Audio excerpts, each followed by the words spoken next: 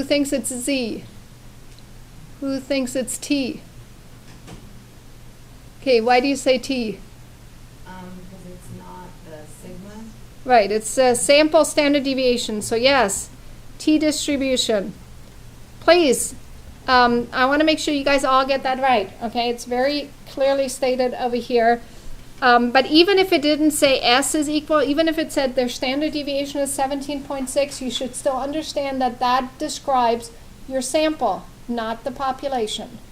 Yes? What's the easiest way to tell between the two so we don't get mixed up? I said if it describes the population, it would have to state it very clearly. So it would have to say either, and the population standard deviation is this.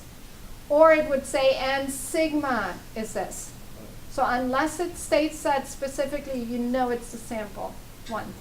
And for the sample one, you know, like in this example, it tells you here's your sample, here's their mean, and that's the standard deviation. So you can look at the wording and understand that describes your sample. So we have the T distribution, which means we're going to use the T interval.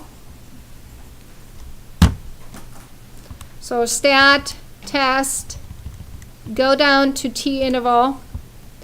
We're using summary stats. Our X bar is 185. Our standard deviation is 17.6. Our sample size is 12. Our confidence level is 0.95. And then you're going to hit calculate. And so it goes from 173.82 to 196.18. And we're going to, actually, we should round it to whole numbers because that's what it says over here. But when we look at the answer choices, it rounds it to 1 decimal. So 173.8 to 196.2. And which one is the closest one? B. 196.2. Okay. All right, so let's see. Let's maybe just go over a couple of quick questions. This really has covered, I think, most of the different type of questions. Let me see if there's something different.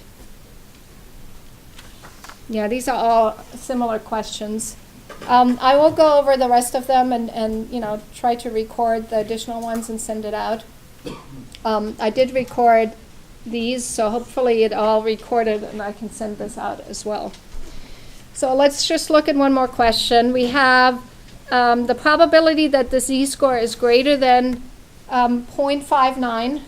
So we're looking at a standard normal distribution with a mean of 0, a standard deviation of 1, and the z-score of 0.59 is just to the right of it.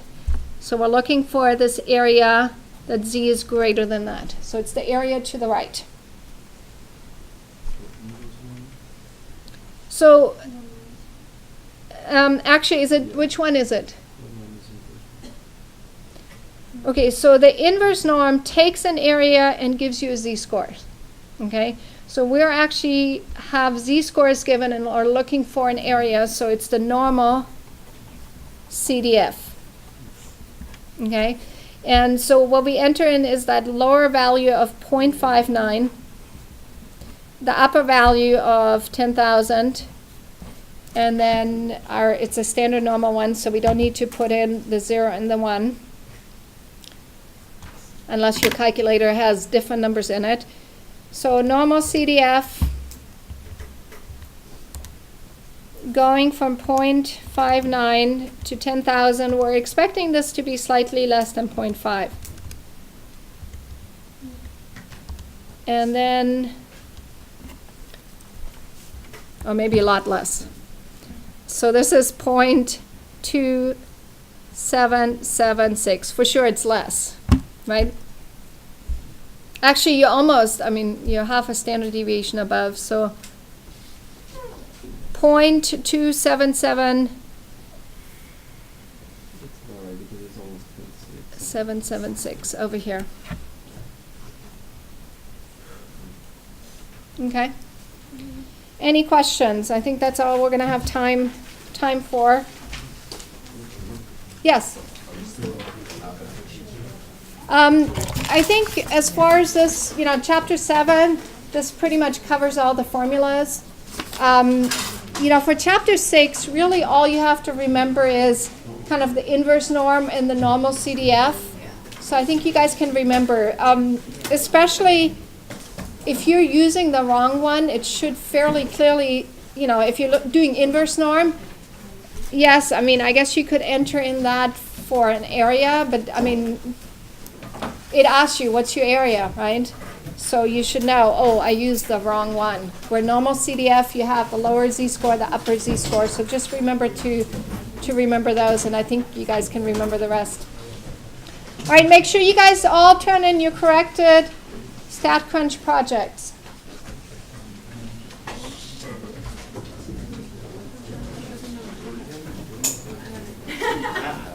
Okay, so she emailed us. My project was a little different. The other ones, it works, but I couldn't figure out how to answer this. Oh, The next thing that we okay, so you're looking for one, you're in the wrong one. Z, oh, it's T? No, it's 1 proportion z into 1. Oh, okay. So the go next over thing to that test, we do is each member and to then do you're one down 1 proportion z into 1. Oh. So it's important, yes, it will And then ask that you. just, oh, okay. Thank you. No problem. So I'll just text you guys the raw data. Oh, yes, you're in a t-test versus a t. So you're jumping ahead to the next step. Yes. Do you have extras? Do you have what? Extra? Yes.